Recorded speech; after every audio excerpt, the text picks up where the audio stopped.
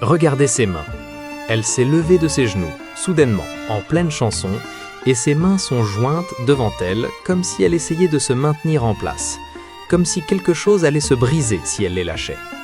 Lui n'a rien remarqué. Il est toujours au piano, joue toujours, chante toujours les paroles d'une chanson à laquelle il ne pense clairement pas. Sa posture est détendue, à l'aise. La posture d'un homme qui ignore totalement ce qui vient de se passer en elle. Mais quelque chose s'est passé. Quelque chose s'est ouvert. Et une fois que vous comprenez ce que c'était, une fois que vous commencez à lire cette pièce comme elle est censée être lue, vous allez réaliser que c'est l'un des tableaux les plus troublants jamais peints. Pas à cause de ce qu'il montre, à cause de qui l'a peint et pourquoi. Voici Le Réveil de la conscience, peint par William Holman Hunt en 1853. Il est conservé à la Tate Britain de Londres. En apparence, c'est un tableau sur une femme ayant un moment de clarté morale soudain dans une chambre louée. Sous la surface, c'est une confession, que le peintre n'a peut-être pas entièrement compris qu'il faisait. Commençons par la pièce elle-même, parce que Hunt n'a choisi aucun détail ici par hasard. Tout est neuf. Les meubles, le tapis, les rideaux, tout a cette qualité particulière des choses achetées récemment et spécifiquement, sans l'usure que la vraie vie apporte. Pas d'égratignure sur le sol, pas d'usure sur les tissus. Ce n'est pas un foyer, c'est une performance de foyer, assemblée pour un seul but, répéter. C'est ce que les Victoriens appelaient une maison de convenance, une maison louée spécifiquement pour des rendez-vous illicites. Hunt a réellement loué une telle chambre à St. John's Wood, un quartier de Londres avec une réputation très particulière à l'époque, pour s'assurer que ces détails étaient parfaitement exacts. Regardez maintenant la main gauche de la femme. Elle porte des bagues à presque chaque doigt, sauf un. Pas d'alliance. Elle n'est pas sa femme. Elle est sa maîtresse.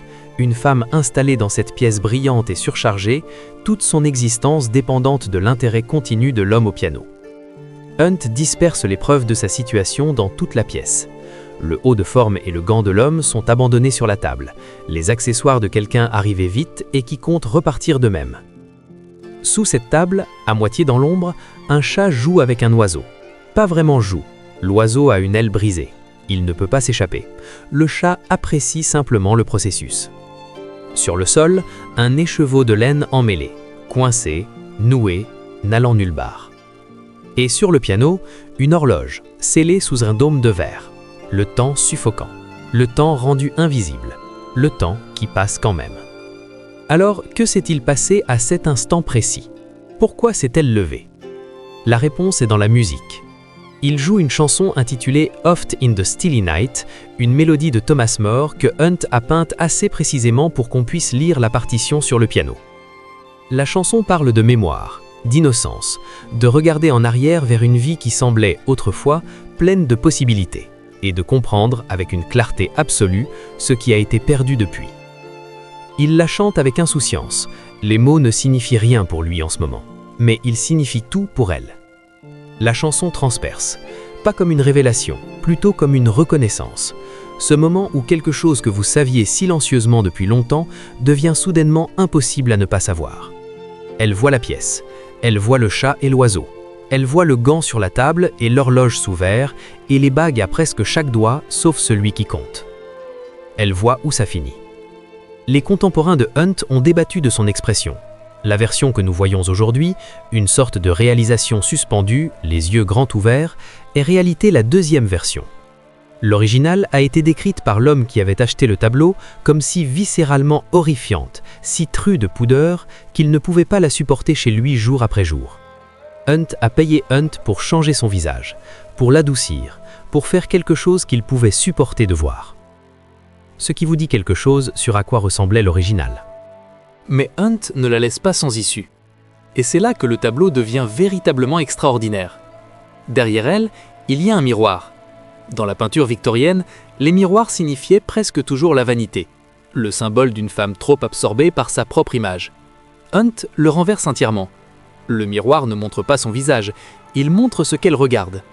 À travers le miroir, on aperçoit la fenêtre derrière le spectateur, et à travers cette fenêtre, un jardin, de la lumière du soleil, un espace ouvert, un monde vivant et en mouvement, complètement en dehors de cette pièce scellée et suffocante. Elle a tourné le dos au piano, à la chanson, à l'homme. Elle fait face à la lumière, même si elle ne sait pas encore comment marcher vers elle. Hunt était obsédé par le portrait des Arnolfini de Van Eyck, un tableau célèbre pour son propre miroir convexe en arrière-plan. Mais là où Van Eyck utilisait le miroir pour montrer des gens entrant dans la pièce, Hunt utilise le sien pour montrer la seule direction possible vers la sortie. Le miroir ne reflète pas sa vie, il reflète l'alternative à celle-ci. Maintenant, le détail qui change tout. La femme dans ce tableau était une vraie personne. Elle s'appelait Annie Miller.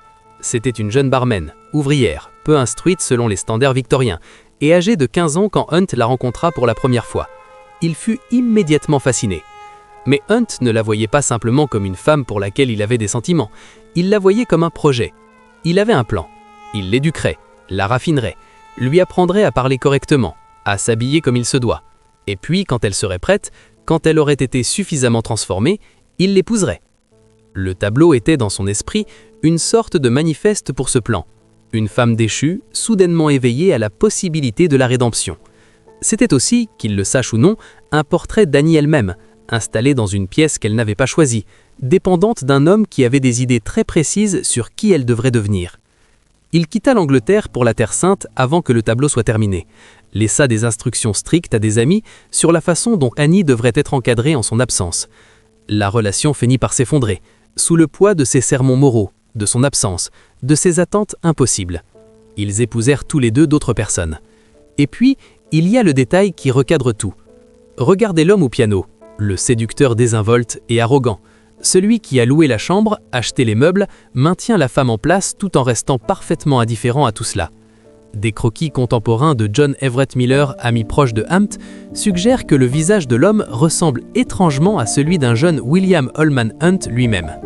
Qu'il l'ait voulu ou non, consciemment ou pas, Hunt s'est peint comme le vilain de sa propre fable morale.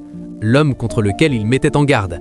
L'homme qui maintient une femme dans une cage dorée tout en se disant qu'il la sauve. Il existe un type de tableau particulier qui reste avec vous non pas à cause de ce qu'il montre, mais à cause de l'écart entre ce que le peintre croyait de lui-même et ce qu'il a réellement révélé. Hunt croyait peindre une histoire de rédemption, une femme s'élevant vers la lumière, la possibilité d'échapper à une vie compromise. Ce qu'il a réellement peint, c'est une pièce qui ressemble à de l'attention et donne l'impression d'un piège. Un homme présent et indifférent. Une femme qui vient de comprendre, en un moment terrible, la différence entre être aimé et être entretenu. Le miroir lui montre un jardin, un ciel ouvert, un monde où elle n'est le projet de personne. Si elle marche vers lui, le tableau ne le dit pas. Il la saisit dans le moment avant la décision. Les mains jointes, les yeux grands ouverts, la chanson encore suspendue dans l'air. Hunt a changé son visage parce que l'acheteur ne pouvait pas vivre avec ce qu'il contenait. Mais vous pouvez encore le voir si vous regardez assez attentivement. L'horreur n'est pas dans son expression, elle est dans la pièce, dans chaque détail parfait et acheté d'une vie assemblée à tour d'elle sans son consentement, et dans le visage de l'homme au piano qui ressemble sans équivoque à l'homme qui a peint tout cela.